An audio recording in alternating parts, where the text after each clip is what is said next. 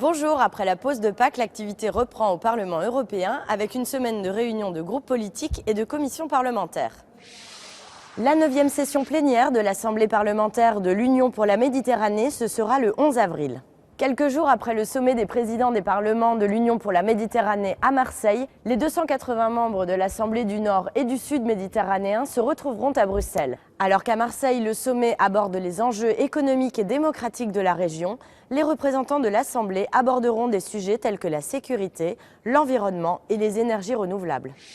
Comment mettre en place la taxe sur les transactions financières européennes ? Sans régime fiscal commun pour les 27, difficile de se mettre d'accord à l'unanimité. Le rapport d'Annie Podimata, vice-présidente du Parlement, étudie la possibilité de mettre en place cette taxe dans 11 pays dans un premier temps.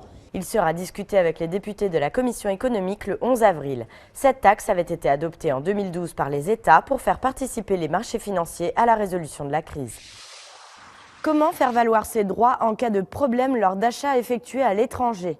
Le 11 avril, les députés en charge de la protection des consommateurs se prononceront sur un rapport destiné à améliorer l'accès à une assistance juridique pour tous.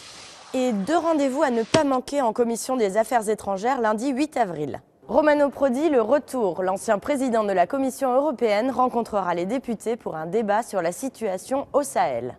Il est l'actuel envoyé spécial des Nations Unies dans la région. Il sera aussi question de la Libye après la mission européenne qui s'est rendue à Tripoli du 25 au 27 mars. Alexander Landorf, eurodéputé libéral allemand, chef de la mission, fera part de ses conclusions. La Libye est-elle prête pour des élections libres ?